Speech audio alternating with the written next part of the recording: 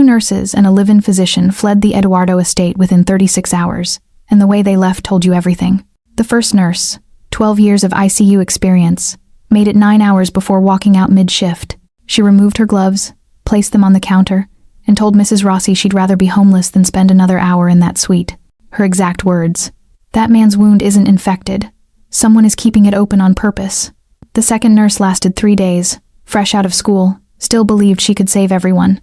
She left at 2 in the morning without her belongings or paycheck, found sitting in her car, rocking back and forth, muttering that the medicine didn't make sense, that she kept hearing him scream in her sleep.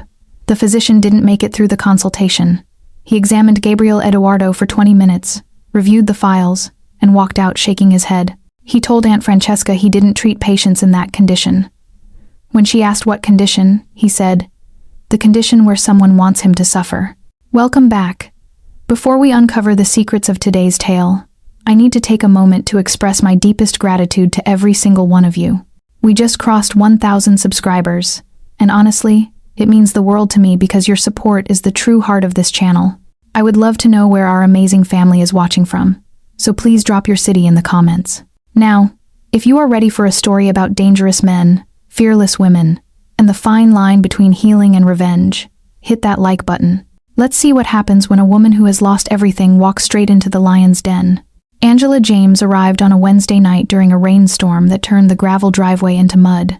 She stepped out of the taxi with a single backpack containing everything she owned and shoes one storm away from falling apart. The Eduardo estate was a fortress. 3 stories of black stone, windows like prison slits, gargoyles pouring rainwater like open wounds. Armed men stood at every entrance, firearms visible. Angela thought that if she died here, it would be quicker than what was already killing her inside. Mrs. Rossi, the head housekeeper, waited under the covered entrance without offering to share her umbrella. Gray hair pulled tight, face that forgot how to smile. She asked if Angela had reviewed the contract, specifically, the liability waiver absolving the family of responsibility for injury, illness, psychological harm, or death. Angela said she understood perfectly. She needed money and a place to sleep that wasn't a shelter cot. Besides, she'd already lost everything that mattered. What was a liability waiver compared to that? Mrs. Rossi said Gabriel Eduardo was deteriorating rapidly. In 16 weeks, they'd hired 11 medical professionals. None stayed longer than 5 days. The last one, a trauma nurse with military experience, had a panic attack in the hallway after 6 days. Angela asked what happened. Mrs. Rossi said she was paid and asked to sign an extended NDA. She left and hadn't answered her phone since. Mrs. Rossi said it wasn't just nurses. Physicians, specialists, a pharmacist, even a priest. The priest stayed less than an hour. When he left, he said he'd pray for them all. Angela laughed bitterly. She wasn't religious, didn't believe in God or miracles, only survival. Mrs. Rossi said that might be exactly what Gabriel needed. Someone too broken to be frightened. Angela followed Mrs. Rossi into the mansion. Marble floors reflected crystal chandeliers like black mirrors. Portraits of dead men lined the hallways. The air smelled like old money, fresh lilies, and underneath it all, sickness. They climbed a grand staircase and walked down an endless corridor. Mrs. Rossi stopped at the last door. Double doors. Heavy wood. A guard outside. She said Gabriel's medication schedule was on the nightstand. His wound needed dressing every 4 hours, and Angela couldn't leave without permission. Then she walked away. The master suite was enormous and suffocating. Heavy curtains blocked every window. Medical equipment lined one wall, monitors beeping in darkness. The air was thick with sweat, antiseptic, and blood. Angela heard breathing, ragged, desperate. Gabriel Eduardo was on his knees beside the bed, shirtless, bandage soaked through. His right hand gripped a scalpel. He was shaking, sweating, trying to cut through his own bandage. She said his name. He spun around, eyes wild, fevered, pupils blown black, the scalpel raised like a weapon. "Who the hell are you?" Angela said she was the new nurse. He laughed, broken and jagged. "Get out before I carve you up instead." 2 years ago, Angela stood in an administrator's office and watched Dr. Aris destroy her career with a fabricated report, called her a drug addict, a thief, said she'd been stealing fentanyl. It was a lie designed to silence her after she discovered his organ trafficking operation. The medical board suspended her license within 72 hours. No investigation, just a lifetime ban.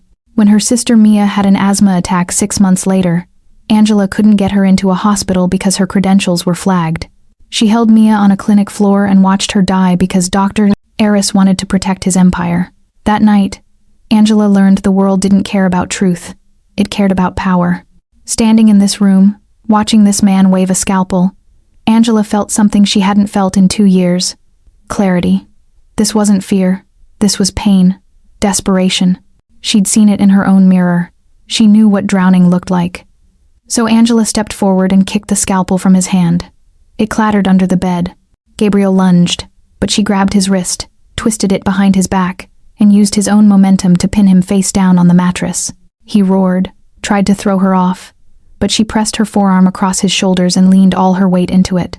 She said, her voice low and cold as a scalpel, "I lost everything to a man in a white coat who smiled while he destroyed me. You think a little blood and some threats scare me? You think you're the monster in this room?" She leaned closer, her breath hot against his ear. "Lie down, Mr. Eduardo, because I didn't come here to watch you die. I came here to find out who's killing you." Gabriel went completely still. The fight drained out of him like water through a sieve. His breathing slowed, steadied. He turned his head just enough to look at her with one fever-bright eye. And for the first time since she'd walked in, she saw something other than madness staring back at her. Recognition, understanding, maybe even hope. He whispered, his voice hoarse and broken. "Nobody sent you?" Angela released his arm and stepped back, her heart pounding but her hands steady. She said, "Nobody sent me. I'm the only one here not getting paid to lie to you." Gabriel stared at her for a long moment, breath still ragged, but something in his eyes had shifted. The madness was fading. Clarity was taking its place. He pushed himself up slowly, wincing, and looked at her like he was seeing an actual person for the first time in months. "If nobody sent you," he whispered, his voice rough as gravel, "then you have no idea what you just walked into." Before Angela could respond, footsteps echoed in the hallway outside. Slow, deliberate. The kind of footsteps that didn't belong to a housekeeper or a guard doing rounds. They stopped right outside the door. Gabriel's entire body went rigid. Every muscle tensed like a man bracing for an attack. His eyes locked on the door handle, watching it like it was a loaded gun. Then his gaze snapped back to Angela, and his voice dropped to barely a whisper, urgent and desperate. "Whatever happens next, don't trust anything they tell you about me." The door handle turned with a soft metallic click that sounded like a gunshot in the silence. Angela's body tensed, every instinct screaming at her to move, to position herself between Gabriel and whoever was coming through that door. But before she could take a step, the door swung open just wide enough for a woman's voice to drift through, smooth as silk and twice as cold. "Mr. Eduardo," I heard raised voices. "Is everything all right?" It was Mrs. Rossi. Angela could see her silhouette in the doorway, backlit by the hallway lights. But she didn't step inside. She was waiting, listening. Gabriel's jaw clenched so tight Angela could hear his teeth grinding. He didn't take his eyes off Angela, didn't acknowledge the housekeeper at all. His voice came out rough, strained, but firm. "Everything's fine. Leave us." There was a pause. A long-waited pause where Angela could feel Mrs. Rossi's suspicion pressing against the room like a physical force. Then, finally, the door closed with a soft click, and the footsteps retreated down the hallway. But the tension didn't leave with her. It stayed, thick and suffocating, wrapping around both of them like a noose. Gabriel sat on the edge of the bed now, shirtless, bandaged, his skin slick with fever sweat that caught the lamplight like oil. He was breathing hard, staring at Angela like he was trying to solve a puzzle that kept changing shape. She could see the war happening behind his eyes. Trust versus paranoia, hope versus suspicion, pain versus clarity.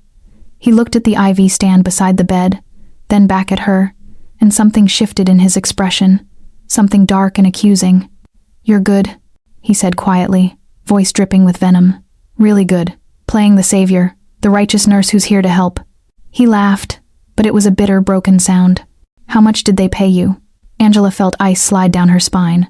She said, "What?" Gabriel stood up, swaying slightly, but he steadied himself against the bedpost.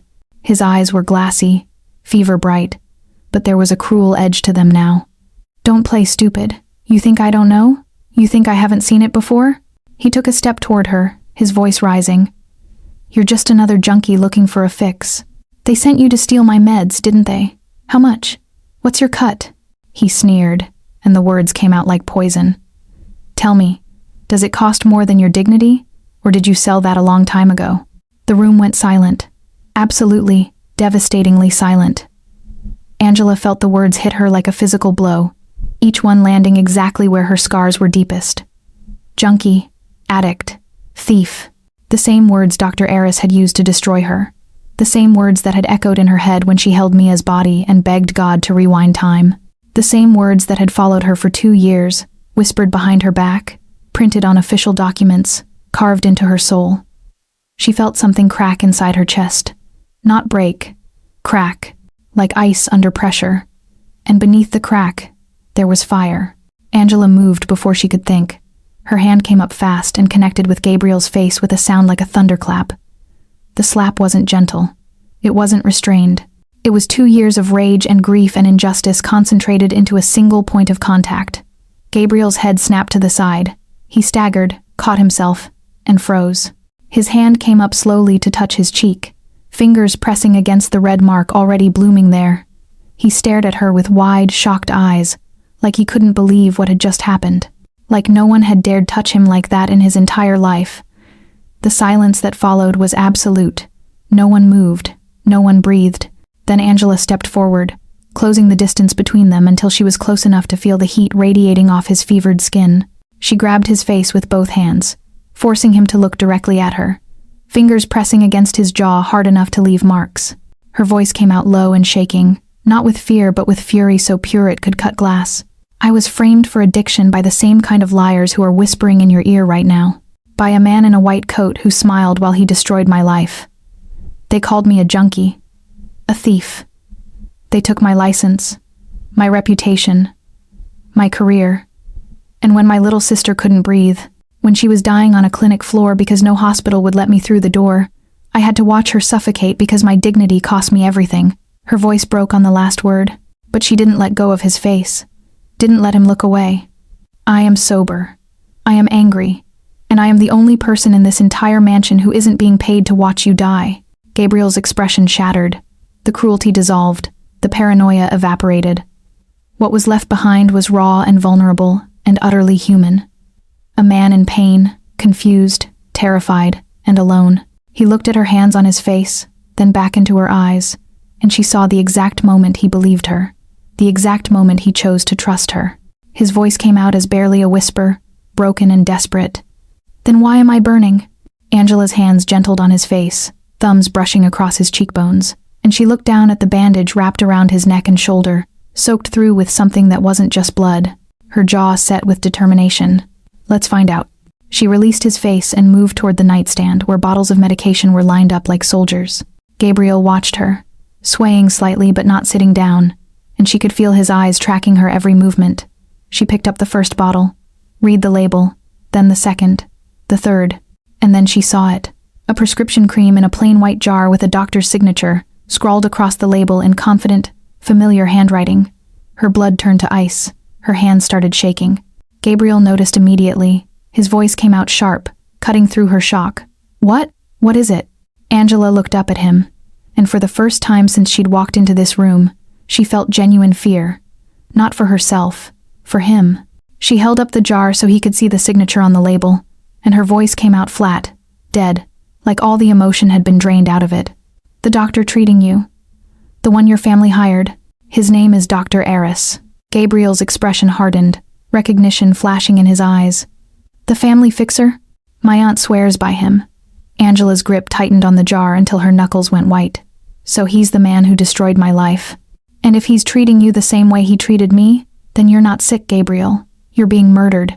Gabriel stared at her like she'd just told him the sun was going to fall from the sky.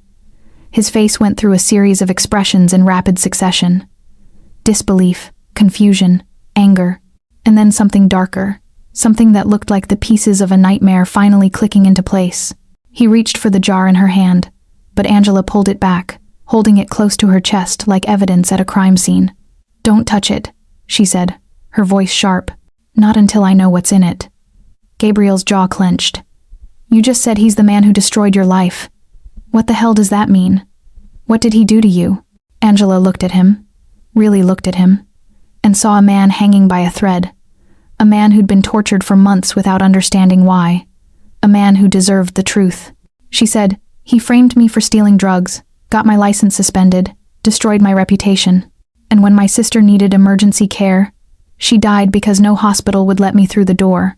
Her voice cracked, but she pushed forward. "He didn't just ruin me. He killed someone I loved. And if he's here, treating you, then someone paid him to do the same thing to you." Gabriel swayed on his feet. The fever was burning through him, making his skin glow with heat, making his eyes too bright. He said, "My aunt hired him. She said he was the best private physician money could buy." Angela felt her stomach drop. She said, "Your aunt hired the most corrupt doctor in the state to treat you. Does that sound like someone trying to save you?" Gabriel didn't answer. He couldn't. The truth was too big, too ugly, too impossible to process while his body was eating itself alive. He stumbled backward and sat down hard on the edge of the bed, pressing his hand against the bandage on his neck. His fingers came away wet. He looked at the blood like it belonged to someone else. "It burns," he said, his voice barely above a whisper. "It feels like I'm being skinned alive from the inside out." Angela moved fast. She set the jar down on the nightstand and knelt in front of him, her hands already reaching for the edge of the bandage.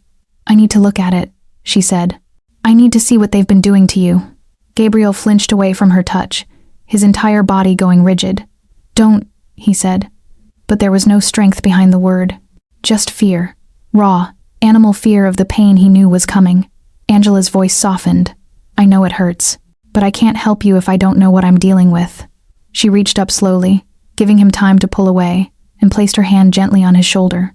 His skin was burning hot, fevered, slick with sweat. She could feel his muscles trembling beneath her palm. "Trust me," she whispered. "Just one more time." Gabriel looked at her for a long moment, his chest rising and falling with shallow, rapid breaths. Then he closed his eyes and nodded. Angela's hands were steady as she began unwrapping the bandage. The fabric was soaked through, stiff with dried blood and something else, something that smelled chemical and wrong. She peeled it away slowly, layer by layer, and Gabriel's breathing got harder with each pass. When the final layer came away, Angela had to fight to keep her expression neutral. The wound was a nightmare. It ran from the base of his neck across his shoulder, jagged and raw, the edges inflamed and weeping. But it wasn't infected. That was the thing. It should have been infected by now. It should have been septic. But instead, it looked like something was actively preventing it from healing, like something was keeping it open on purpose. Angela leaned closer, studying the tissue. Gabriel hissed through his teeth. "What are you doing?" she said, looking. She could see tiny fragments embedded in the wound, microscopic, glistening. She reached for the jar of cream and unscrewed the lid. The smell hit her first. Clinical, sterile, normal. She dipped her finger into the cream and rubbed it between her thumb and forefinger. It felt smooth, too smooth, like silk mixed with sand. Her instincts, sharpened by 2 years of paranoia and survival, started screaming at her. She reached into her backpack and pulled out a small magnifying loupe, the kind jewelers use to examine stones. Gabriel watched her, confused. "What is that?" She didn't answer. She took a small sample of the cream and smeared it onto a clean glass slide she'd brought for exactly this kind of situation. She held it up to the lamplight and looked through the loupe, and there it was. Under magnification, the cream wasn't just cream. It was full of particles, thousands of them, tiny, sharp, glittering particles that caught the light like stars. Diamond dust, pulverized so fine you couldn't see it with the naked eye. But under the loupe, it was unmistakable. Angela's blood turned to ice. She lowered the loupe and looked at Gabriel, and she could feel the rage building in her chest like a storm. "They've been putting diamond dust in your wound," she said, her voice flat and cold. Gabriel blinked. "What?" Angela held up the slide so he could see, even though he wouldn't be able to make out the details without magnification. Diamond dust. Microscopic shards. Every time someone applies this cream, they're putting thousands of tiny razor blades into your tissue. It's not healing because it can't. They're shredding you from the inside out. Gabriel stared at the slide, then at her, and she watched the realization hit him like a freight train. His face went pale beneath the fever flush. His hands started shaking. He said, "How do you know what diamond dust looks like?" Angela set the slide down carefully. She said, "After I lost my license, I couldn't get work in any hospital. I was blacklisted. So, I worked for a jeweler for 8 months, cut stones, set diamonds, learned to identify different materials under magnification. She met his eyes, and there was no shame in her voice, just cold, hard truth. The job I was ashamed of is the only reason I recognized what they were doing to you. Gabriel stood up, and for a moment Angela thought he might collapse. But he steadied himself, his hand gripping the bedpost like it was the only thing keeping him upright. His voice came out low and dangerous, the kind of voice that made men scatter and enemies disappear. Who else knows, Angela said, about the diamond dust? Just us. Gabriel's eyes locked on hers. Then we keep it that way. If they know we figured it out, they'll change tactics. Or they'll get rid of both of us. He looked at the jar of cream sitting innocently on the nightstand, and his expression hardened into something brutal and unforgiving. I want names. Everyone who touched that jar, everyone who prescribed it, everyone who applied it, Angela said. Your family physician signed the prescription, Dr. Eris. But he didn't come up with this on his own. Someone hired him. Someone gave him instructions. Gabriel turned to look at her, and in his eyes, she saw something she recognized from her own mirror. Betrayal. The kind that cuts so deep it changes you forever. He said, My aunt. Angela nodded. That would be my guess. Gabriel laughed, but it was a sound without humor, without joy, without anything human. Just pure, distilled rage. She's been sitting by my bedside every day, holding my hand, telling me she's praying for me. And the whole time, she's been poisoning me. He looked at Angela, and his voice dropped to something almost reverent. You saved my life. Angela shook her head. Not yet. You're still dying. We need to clean the wound, get that dust out of your system, and figure out what else they've been giving you. She picked up the IV bag hanging beside the bed. It was labeled saline, standard, harmless. But nothing in this room was what it seemed. She unscrewed the cap on the line, let a few drops fall onto her finger, and before Gabriel could stop her, touched it to her tongue. The taste hit her immediately. Bitter, chemical, wrong. She spit it out and looked at Gabriel with horror. This isn't saline, she said. Gabriel's face went blank. What is it? Angela's mind raced through her pharmacology training, trying to place the taste, and then it hit her. Hallucinogens. They've been dosing you with hallucinogens to make you paranoid, to make you unstable. So when you accuse them of trying to kill you, everyone thinks you're losing your mind. She ripped the IV line out of his arm. Blood welled up from the needle site, but she didn't care. She pressed her thumb over it to stop the bleeding and looked him dead in the eye. From now on, you don't eat anything. I don't open. You don't drink anything. I don't pour. And you don't let anyone in this room unless I'm here. Gabriel was staring at her like she'd just walked on water. Why are you doing this? He asked. You don't know me. You don't owe me anything. Angela thought about Mia, about the empty apartment where her sister's laugh used to echo, about Dr. Eris walking free while she lost everything. She said, Because the man who killed my sister is the same man trying to kill you, and I'm tired of watching him win. Gabriel opened his mouth to respond, but his eyes suddenly rolled back in his head, his knees buckled. Angela caught him before he hit the floor, his full weight collapsing against her, nearly taking them both down. His skin was burning hotter than before, fever spiking dangerously, like his body had just caught fire from the inside. She lowered him to the ground as gently as she could, her hands already moving to check his pulse. Too fast. Racing. Erratic. The hallucinogens were leaving his system, and his body was going into shock from the withdrawal. She had minutes, maybe less, to stabilize him. And she had nothing. No equipment, no clean supplies, no backup, just a contaminated wound full of diamond dust, a man dying in her arms, and a house full of people who wanted him dead. Angela looked at the door, then back at Gabriel's face. His lips were turning blue. His breathing was shallow, labored. She had two choices: scream for help and let them finish what they started, or fight alone and hope she was strong enough to save him. She pressed her hand against his burning cheek, feeling the fever consuming him, and whispered, Don't you dare die on me now. Angela's mind went into emergency mode. Years of trauma training kicked in, overriding the panic trying to claw its way up her throat. She dragged Gabriel's limp body away from the bed and laid him flat on the floor, tilting his head back to open his airway. His pulse was weak and thready beneath her fingers.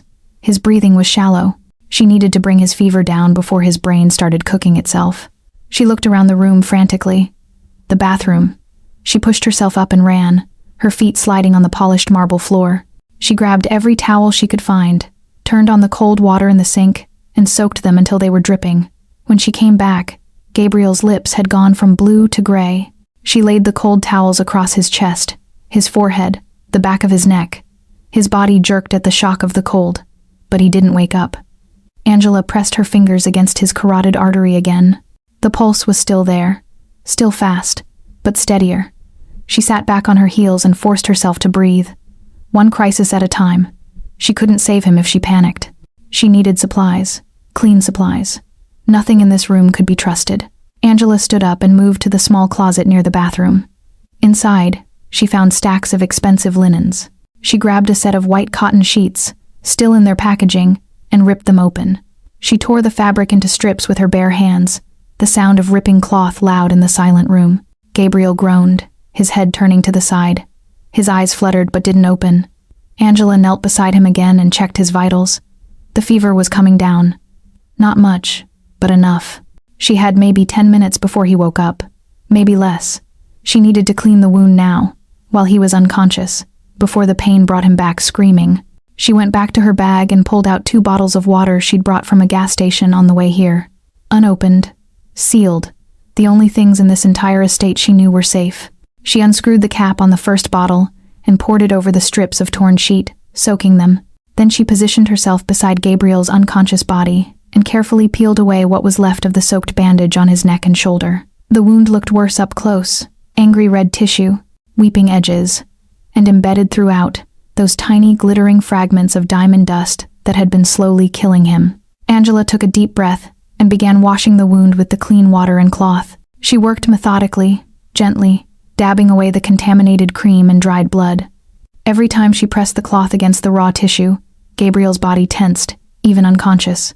His jaw clenched, his breathing hitched, but he didn't wake. Angela talked to him while she worked, her voice low and steady, more for herself than for him. She told him what she was doing, told him he was going to survive this, told him she wasn't going to let Dr. Eris win. Not again, not ever. The intimacy of the moment wasn't lost on her. She was touching him in ways that felt too personal, too vulnerable. Her hands on his skin, her breath mixing with his, the heat of his body bleeding into hers. She could feel the strength in his muscles even now, even broken and fevered and barely alive. Could see the scars that covered his torso, each one telling a story of violence survived. This was a man who'd been hurt before, who'd been betrayed before, and she was one more stranger with her hands on his wounds. But this time, she was washing away the poison instead of adding more. When the wound was as clean as she could get it with just water and cloth, Angela wrapped it with the remaining strips of torn sheet. Not perfect, not sterile, but better than the contaminated bandages that had been slowly destroying him.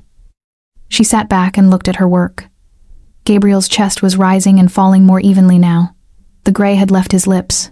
His skin was still too hot, but the fever had broken enough that he wasn't in immediate danger anymore. Angela let out a breath she didn't know she'd been holding. He was going to make it. At least through tonight. Gabriel's eyes opened. Not all the way, just slits. But they were focused on her face. His voice came out as a rasp, barely audible. "You're still here." Angela almost laughed.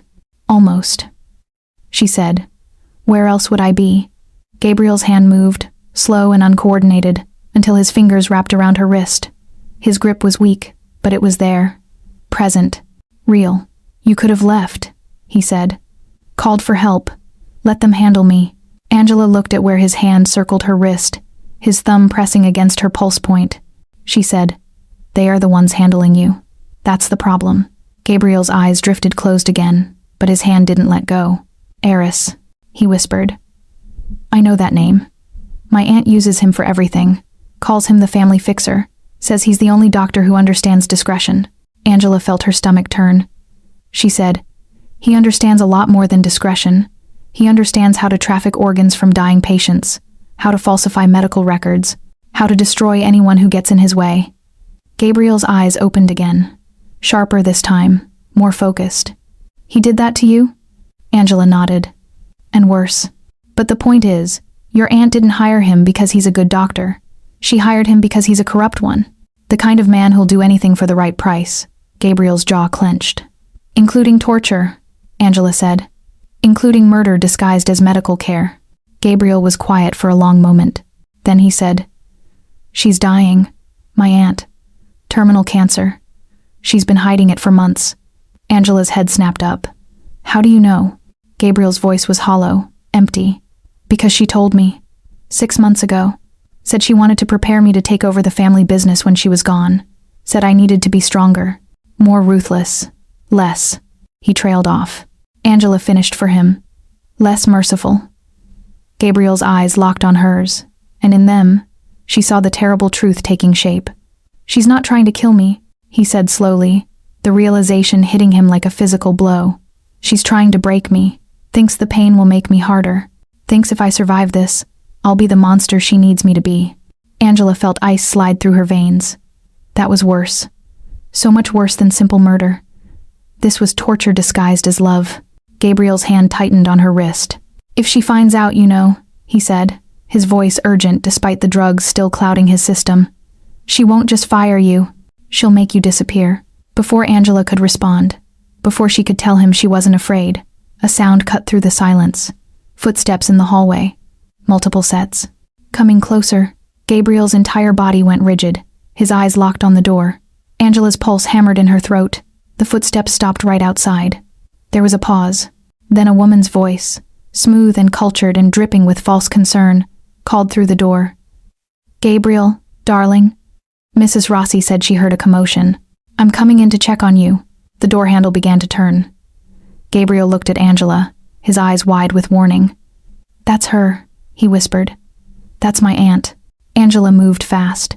She grabbed the contaminated bandages from the floor and shoved them under the bed, then positioned herself between Gabriel and the door just as it swung open. Aunt Francesca stepped into the room like she owned it, which she did. She was tall, elegant, draped in a silk dressing gown that belonged in a different era. Her hair was silver, perfectly styled even at this hour. Her face was beautiful in the way expensive things were beautiful. Cold, flawless, untouchable. But her eyes, when they landed on Angela, were sharp as surgical steel. "You must be the new nurse," Francesca said, her voice carrying the kind of authority that didn't need volume. "I'm Francesca Edoardo, Gabriel's aunt." Angela straightened, keeping her body language neutral, professional. "Angela James. I started tonight." Francesca's gaze moved past her to Gabriel, still lying on the floor, his chest rising and falling in shallow breaths. "Why is my nephew on the ground?" Angela didn't hesitate. "Fever spike." He tried to get up too fast and collapsed. I was cooling him down. Francesca's eyes narrowed slightly, scanning the wet towels scattered across Gabriel's torso, the improvised bandages wrapped around his shoulder. "You changed his dressing." "It wasn't a question." Angela nodded. "The previous bandage was soaked through. I used clean materials." Francesca took a step closer, and Angela had to fight every instinct not to step back. The woman radiated danger the way some people radiated warmth. "And where is the prescribed medication?" "The cream Dr. Eris left specific instructions to apply every 4 hours." Angela met her gaze without flinching. "I'm waiting for the fever to stabilize first. Applying topical treatments to overheated skin can cause complications." It was a lie wrapped in medical jargon, but it sounded convincing enough. Francesca studied her for a long, uncomfortable moment. Then she smiled. It was the kind of smile that made Angela's skin crawl. "You seem competent. More competent than the others." She moved to the nightstand and picked up the jar of contaminated cream, turning it over in her hands like it was precious. "This medication is very important, very expensive. Please ensure it's applied as prescribed." She set it back down with deliberate care. "Of course," Angela said. Francesca looked at Gabriel one last time, something unreadable flickering across her face, something that might have been affection if it hadn't been wrapped in so much calculation. Then she turned and walked back to the door. "Mrs. Rossi will check on you in 2 hours. Don't hesitate to call if you need assistance." The door closed with a soft click, and Angela finally allowed herself to breathe. She listened to the footsteps retreating down the hallway until they disappeared completely. Only then did she move back to Gabriel's side. His eyes were open, but barely. "She's gone?" Angela nodded. "For now." Gabriel's eyes drifted closed. "Good," he whispered. And then he was out. Not unconscious this time. Just asleep. Real, exhausted, drug-free sleep. His breathing evened out, his body relaxed. For the first time since she'd walked into this room, he looked peaceful. Angela watched him for a moment, making sure his vitals were stable, then stood up. She had maybe 2 hours before Mrs. Rossi came back. 2 hours to find answers. The study was connected to the master suite through a door disguised as a bookshelf. Angela found it by accident, pressing against the wood paneling while searching for additional supplies. The door swung inward on silent hinges, revealing a small, windowless room, lined with filing cabinets, and dominated by a massive mahogany desk. Angela stepped inside and pulled the door closed behind her. The room smelled like leather and old paper and expensive perfume. She moved to the desk first. The drawers were locked, but the mechanism was old, simple. Angela pulled a bobby pin from her hair and bent it into the right shape. It took her less than 30 seconds to pick the lock. Inside the top drawer, she found files, medical files. She pulled them out carefully and opened the first one, angling it toward the desk lamp. The name on the file wasn't Gabriel's. It was Francesca Edoardo. Angela's pulse quickened as she scanned the documents. Stage 4 pancreatic cancer. Diagnosis dated 8 months ago. Prognosis, 4 to 6 months. Treatment plan. Patient declined all intervention.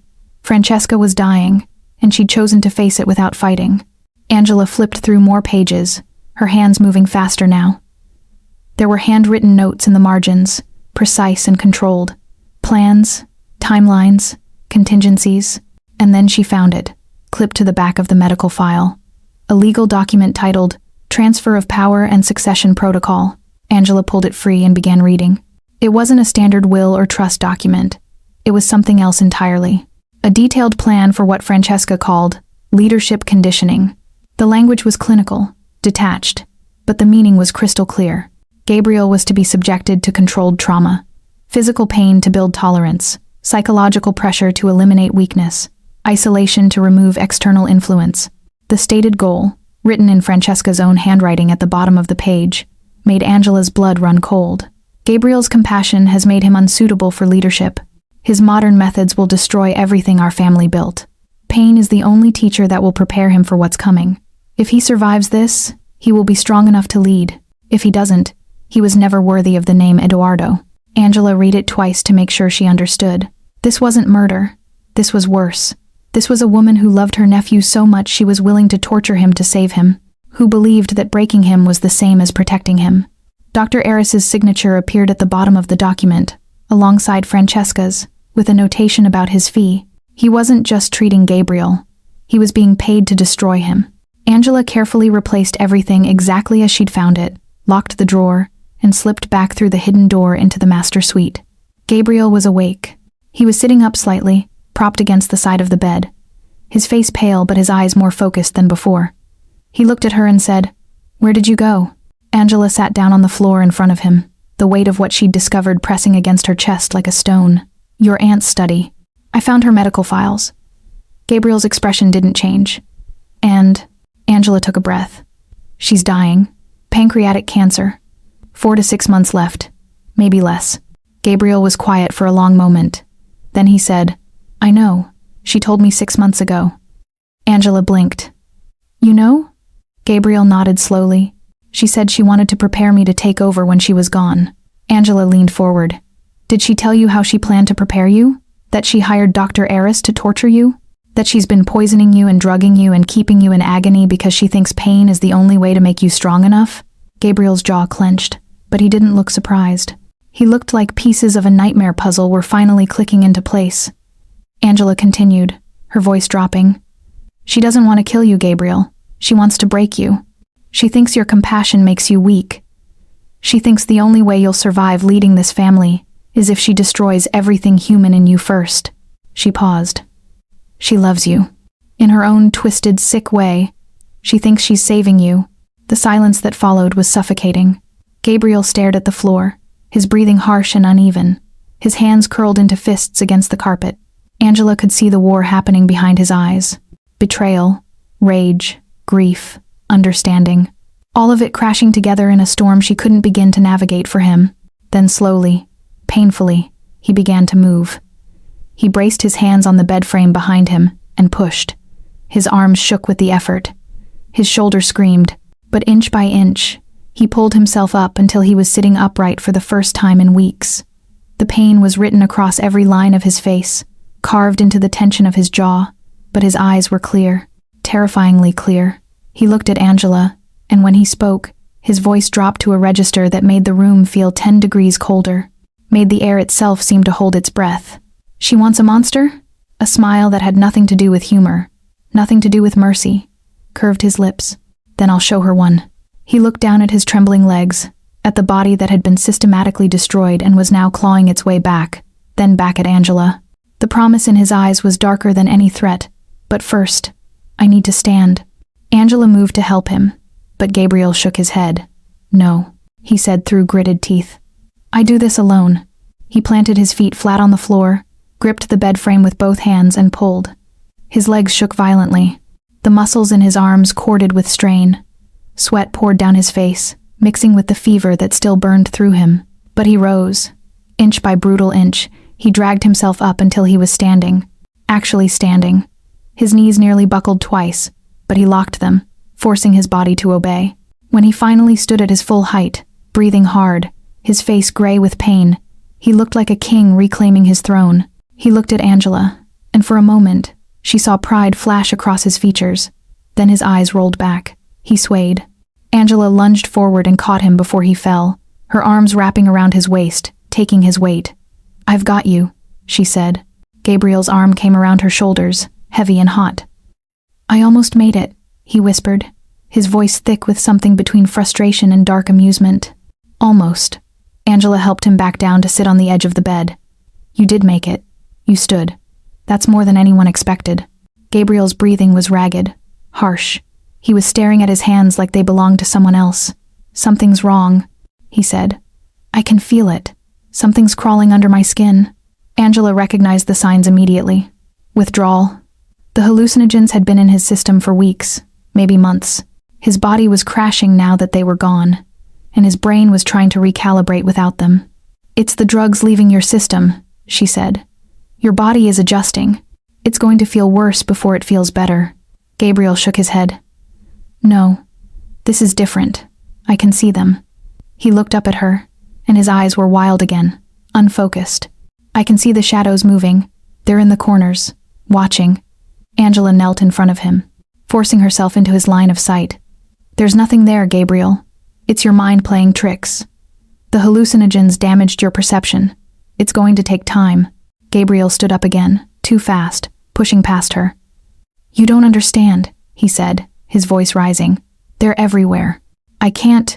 He spun around, looking at something Angela couldn't see, and stumbled backward into the full-length mirror mounted on the wall. He caught his reflection and froze. Whatever he saw staring back at him made his face go white. No, he whispered, then louder. No. He slammed his fist into the mirror. The glass exploded. Shards rained down, glittering like the diamond dust that had been killing him. Blood bloomed across his knuckles, but he didn't seem to notice. He hit the wall again and again, screaming at the broken reflection. Get out of my head. Get out. Angela didn't think. She moved. She walked straight through the shattered glass on the floor, pieces crunching under her shoes, and grabbed his face with both hands. Her palms pressed against his jaw, her thumbs brushing across his cheekbones, forcing him to look down at her instead of the broken mirror. Gabriel, she said, her voice cutting through his panic like a blade. Look at me. Right now. Look at me. His eyes found hers. Wild, desperate, terrified. The monsters aren't in your head, Angela said, her voice steady and fierce. They're signing your checks. They're walking your hallways. They're the ones who put you in this hell. She moved closer, until there was no space between them, until he could feel her breath, her warmth, her absolute presence. Look at me. I am real. The pain is real. The betrayal is real. But the shadows, the things you're seeing, they're lies. Lies that Dr. Eris planted to break you, and we are going to stop it. Do you hear me? We are going to stop it. Gabriel's hands came up and wrapped around her wrists, not pulling her away but holding on like she was the only thing keeping him from drowning. His breathing slowed. The wildness in his eyes began to fade, replaced by something rawer, something that looked like he was seeing the world clearly for the first time in months. And then he broke, not in pieces, not violently, just a quiet, Devastating surrender. He collapsed forward, his forehead pressing against hers, then lower, burying his face in her hands, then against her shoulder, his full weight leaning into her, his arms wrapped around her waist, pulling her closer. And she felt his body shudder. He wasn't screaming anymore. He was weeping. Silent, wrenching sobs that shook his entire frame. Angela held him. Her arms came up around his shoulders, one hand cradling the back of his head, her fingers threading through his sweat-damp hair. She didn't tell him to stop, didn't tell him it was okay. She just held him while he fell apart, giving him the only thing she had left to give. Presence. Proof that someone was real, that someone saw him, that he wasn't alone. Gabriel clung to her like she was the last solid thing in a world that had turned to quicksand, like she was oxygen and he'd been drowning. This wasn't romance. This wasn't attraction. This was survival. Two broken people holding each other up in the wreckage. But somewhere in that desperate, shattered moment, something shifted between them. Something deeper than gratitude or trust. Something neither of them had words for yet. A bond forged not in passion, but in pain. In truth. In the terrifying vulnerability of being seen at your absolute worst and not being abandoned. A heavy thud echoed from somewhere in the hallway. Then another, closer. Gabriel's head snapped up, his body going rigid in her arms. Angela heard it too. Footsteps, multiple sets, and then a sound that made her blood turn to ice. The electronic locks on the bedroom door engaged with a mechanical clank. Then the lights went out. All of them. The lamps, the monitors, even the emergency lighting. The room plunged into absolute darkness. Gabriel's arms tightened around Angela. His voice came out low and deadly calm. She knows. Angela's mind went into combat mode. She could hear footsteps in the hallway. At least 3 sets, maybe more. Heavy boots, not staff, guards. Gabriel's grip on her tightened. "How many bullets do you have?" she asked. Gabriel let out a sound that might have been a laugh if it had any humor in it. "None. They took my weapons months ago when the fever started. Said I was a danger to myself." Angela felt her way through the darkness to her bag and pulled out her phone. No signal. Completely jammed. She tried the light. Dead. Even the battery had been remotely killed somehow. "Your aunt is thorough," she said.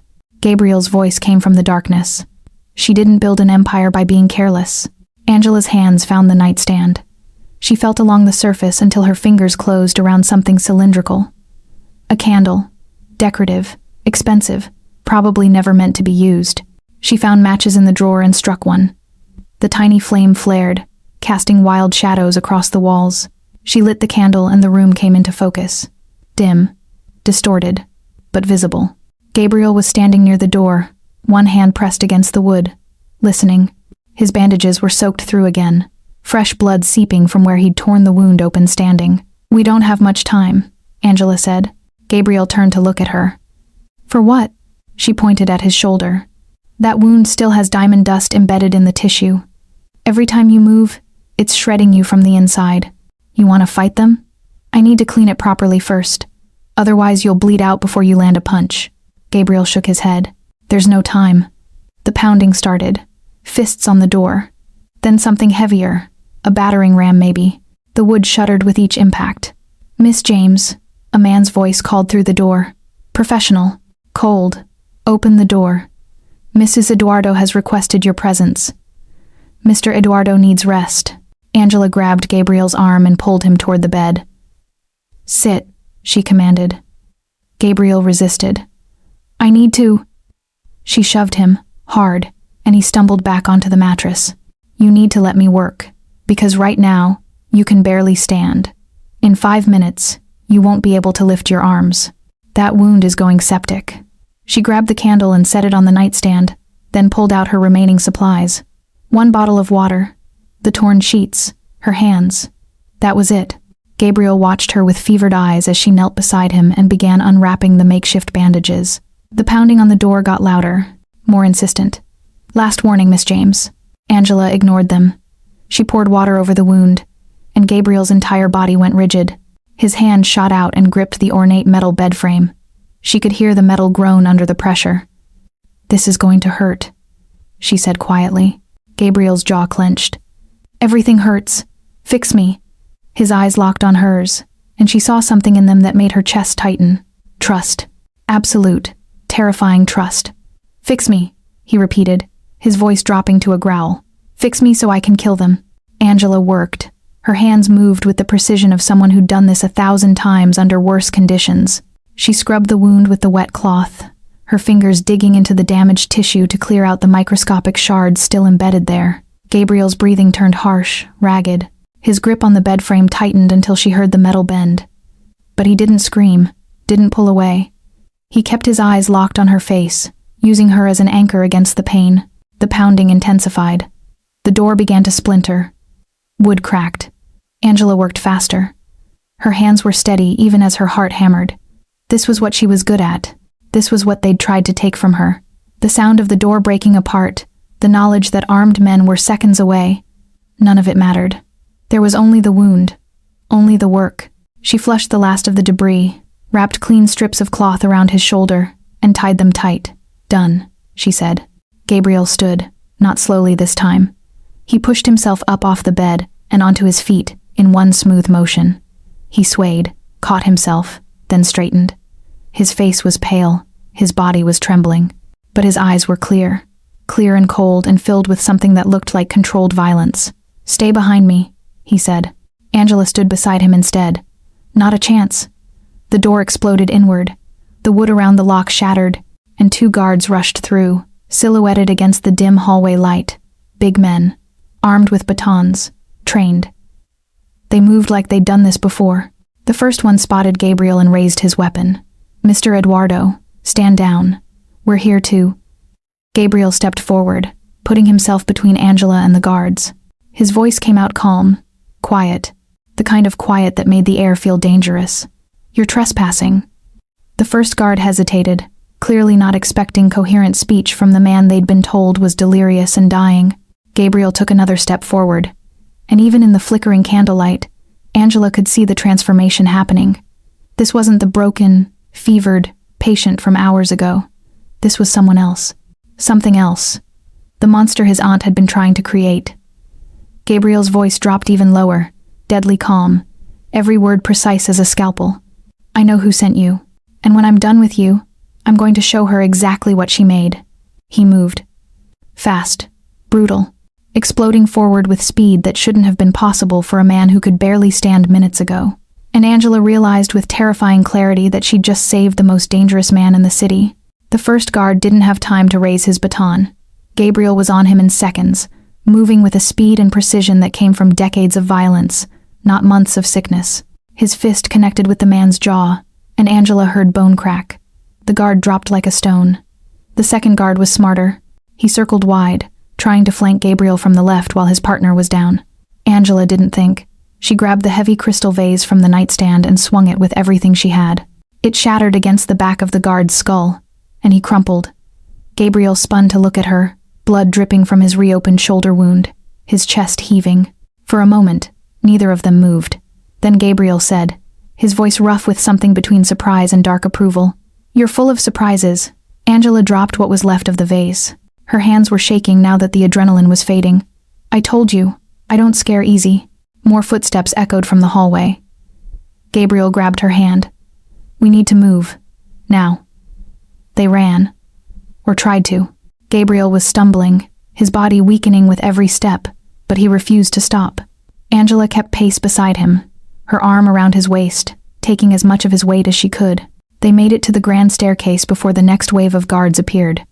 3 of them this time, blocking the bottom of the stairs. Gabriel looked at them, then at Angela. "Can you make it to the foyer?" She nodded. He let go of her and launched himself down the stairs. He moved like a man possessed, using the railing for leverage, turning his momentum into weapon. He hit the first guard chest high, and they both went down in a tangle of limbs. Angela ran past them, heading for the main foyer. Behind her, she could hear the sounds of the fight. Grunts, impacts, breaking furniture. She didn't look back. Gabriel had told her to get to the foyer, and she trusted him to follow. The main foyer was lit, every chandelier blazing like it was the middle of a party instead of a war. Aunt Francesca stood in the center of the marble floor, flanked by 4 more guards. She was still wearing her silk dressing gown, her hair still perfect, her face absolutely calm. She looked at Angela the way someone might look at a bug that had crawled onto their dinner plate.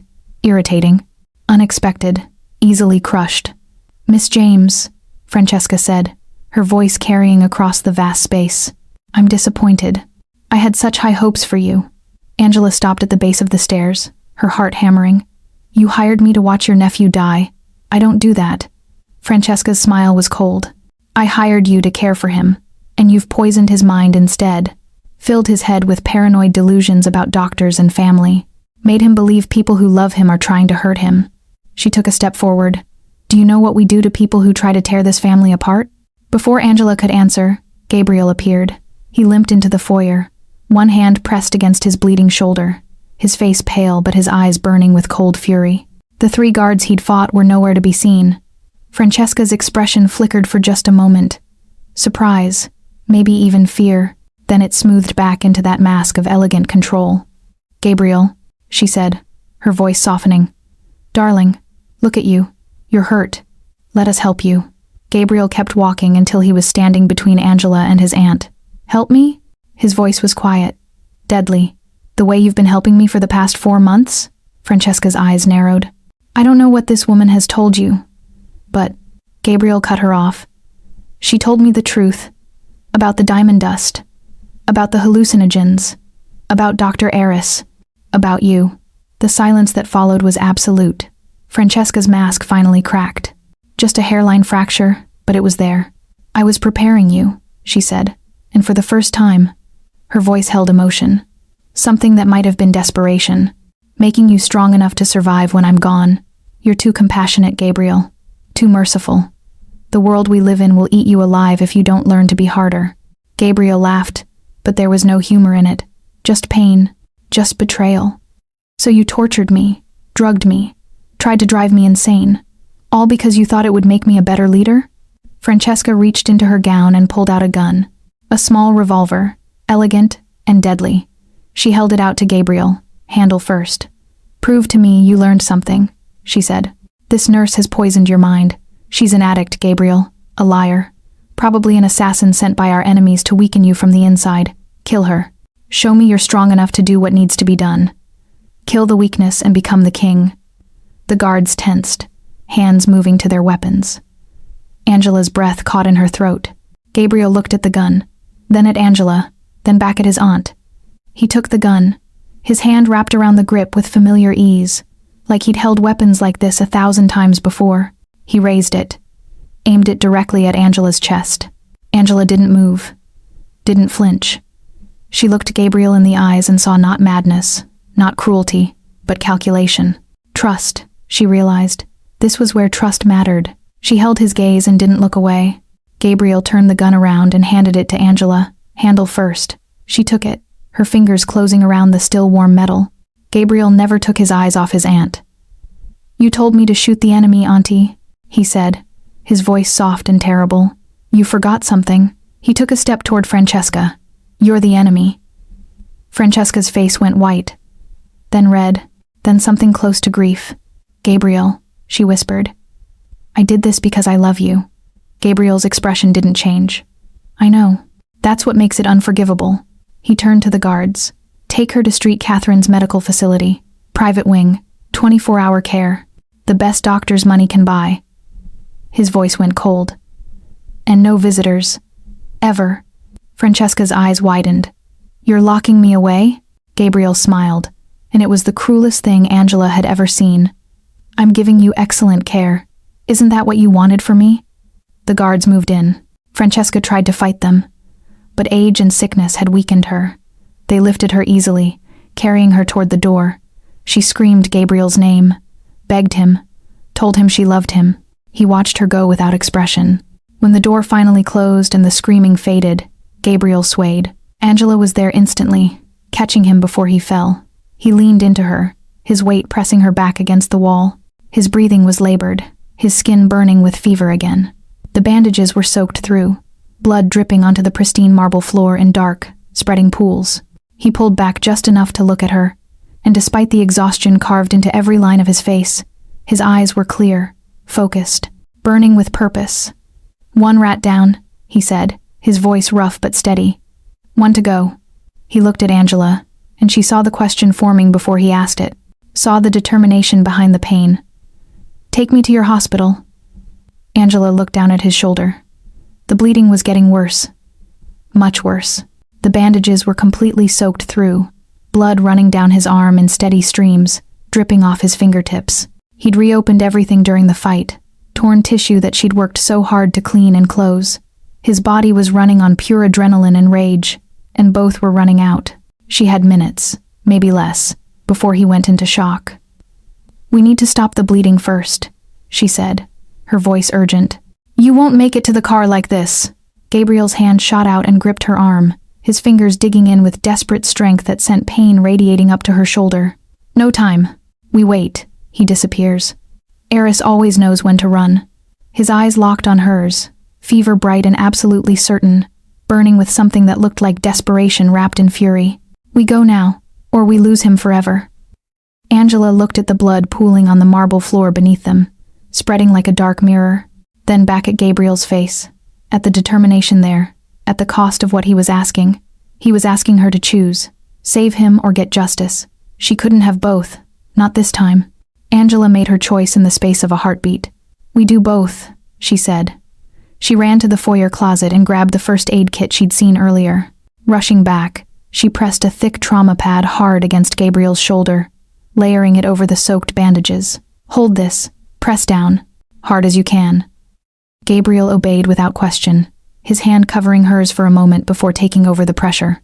She worked fast, wrapping compression bandages around his shoulder and arm, tight enough to slow the bleeding but not cut off circulation. It wasn't perfect. It wouldn't hold for long, but it would buy them 20 minutes, maybe 30. "This is temporary," she said. "When we get there, you're getting stitches." Gabriel looked at her, and something fierce and grateful flashed across his face. "When we get there," he agreed. "You're getting everything." The drive to the hospital was a blur. Gabriel had a driver, a silent man who didn't ask questions when his employer climbed into the back seat covered in blood. Angela sat beside Gabriel, monitoring his pulse, watching for signs of shock. He was fading, his skin going gray, but he stayed conscious through sheer force of will. When they pulled up to the hospital's main entrance, dawn was breaking. The building looked different in the early light, less like a fortress, more like a place where lives were saved or destroyed. Gabriel's phone buzzed. He looked at the screen and smiled. It was a terrible smile. "They're here," he said. "Who?" Angela asked. Gabriel didn't answer. He just pushed open the car door and stepped out. The board of directors met every Thursday morning at 7. Angela knew this because she used to pass the boardroom on her way to rounds, back when she still had rounds to make. The mahogany doors were closed when they arrived, but Angela could hear voices inside. Dr. Eris's voice, specifically, holding court, confident, untouchable. Gabriel straightened his jacket, a tailored black suit that somehow hid the bulk of the bandages beneath. He looked like a man who owned the world, not a man who'd been bleeding out 20 minutes ago. Angela was still wearing her scrubs, the ones she'd arrived at the Eduardo estate in days ago. They were stained now with blood and antiseptic, and the evidence of everything they'd survived. She didn't try to hide it. Gabriel looked at her. "Ready?" She thought about Mia, about 2 years of living in shadows, about every time she'd walked past this building and felt like a ghost haunting her own life. "I've been ready for 2 years, she said. Gabriel pushed open the boardroom doors. They swung wide with a bang that made everyone inside jump. The board of directors sat around a massive conference table, 12 people in expensive suits. Dr. Eris stood at the head of the table, mid-presentation, a smug smile on his face. The smile died when he saw who was walking through the door. "What is the meaning of this?" one of the board members demanded. Gabriel walked to the center of the room like he owned it. Angela followed, her head high, her shoulders back. She saw the exact moment Dr. Eris recognized her. His face went white, then red. "Security," he called, his voice sharp. "Remove these people immediately." The doors opened, but it wasn't hospital security that walked in. It was Gabriel's men. 6 of them, dressed in suits, positioned at every exit. Dr. Eris's eyes went wide. Gabriel smiled. "Your security works for me now. As of 6 this morning, I'm the new majority shareholder of this hospital." The room erupted. Board members shouting questions. Dr. Eris demanding explanations. Gabriel pulled a file from inside his jacket and dropped it on the conference table with a heavy thud. "I'm here to make a donation," Gabriel said, his voice cutting through the chaos. $50 million. Dead silence. Every person in that room was staring at him. However, Gabriel continued, my donation comes with one condition. A full, federally monitored audit of all hospital accounts. Starting with the Pediatric Cancer Fund. Dr. Eris's face went from red to gray. That's not necessary. Our books are clean. Regularly audited. Gabriel opened the file. Your books show the Pediatric Fund received $8 million in donations last year, but only $2 million made it to patient care. He pulled out a document and slid it across the table to the hospital administrator. The other $6 million went to offshore accounts in your name, along with income from an organ trafficking operation you've been running through the morgue. The room exploded. Board members on their feet. Dr. Eris backing toward the wall. This is slander. I'll sue you for... The boardroom doors opened again. This time, it was federal agents. FBI. 6 of them. Weapons drawn. Dr. Eris, the lead agent said, you're under arrest for embezzlement, fraud, and conspiracy to traffic human organs. News cameras appeared in the doorway. Gabriel must have tipped them off too. The cameras captured everything. Dr. Eris in handcuffs, screaming about his rights. The board members scrambling to distance themselves. Angela standing there watching the man who'd destroyed her life finally facing justice. Dr. Eris saw her as they dragged him past. He stopped fighting just long enough to spit. You did this. You ruined me. Angela looked him in the eye and said, no. You did this the day you decided to frame me. I just made sure everyone knew. When the agents hauled Eris out and the news crews scattered, Gabriel turned to the hospital administrator, a thin man who looked like he was about to pass out. One more thing, Gabriel said. He pointed at Angela. This is Angela James. 2 years ago, Dr. Eris falsely accused her of drug theft to silence her. He destroyed her career to cover his crimes. The administrator nodded frantically. We'll begin the process of clearing her record immediately. Gabriel cut him off. No, you'll do better than that. He gestured around the boardroom. This hospital just lost its chief of surgery. It needs new leadership. Leadership with integrity. He looked at Angela. She isn't an addict. She's the best trauma nurse in this city. And as the new majority shareholder, I'm recommending her for the position of Chief of Trauma Services. Dr. Eris's old office, his salary, his authority, everything he stole from her. The room was silent. The administrator looked at Angela, then at Gabriel, clearly understanding this wasn't a suggestion. Of course, Mr. Eduardo, we'd be honored. Outside, the morning sun was bright and harsh. Gabriel's armored sedan waited at the curb, engine running. Angela walked beside him, her mind still catching up to what had just happened. Everything had changed in less than an hour. Gabriel stopped at the car door and turned to face her. They stood there on the curb, 2 people who'd saved each other's lives in ways that went far beyond medicine. Angela could see the exhaustion in his face, the pain he was still carrying, the cost of everything he'd done. Thank you, she said. The words felt inadequate. Gabriel shook his head. Debt paid. You saved my life. I gave you yours back. The space between them felt charged, heavy with everything unsaid. But their worlds were too different. He was going back to an empire built on violence. She was staying in a place that saved lives. They both knew it. Gabriel nodded once. Take care of yourself, Angela James. Then he got in the car, where a private trauma team was already waiting, and it pulled away. Angela watched until the sedan disappeared around the corner. Then she turned and walked back into the hospital. The receptionist, who used to sneer at her, now watched with wide eyes. The security guard who used to follow her around nodded respectfully. She took the elevator to the administrative floor, walked down the hallway, and stopped in front of a door with a nameplate that still read, Dr. Eris, Chief of Surgery. Someone would change that soon. For now, Angela opened the door and stepped inside.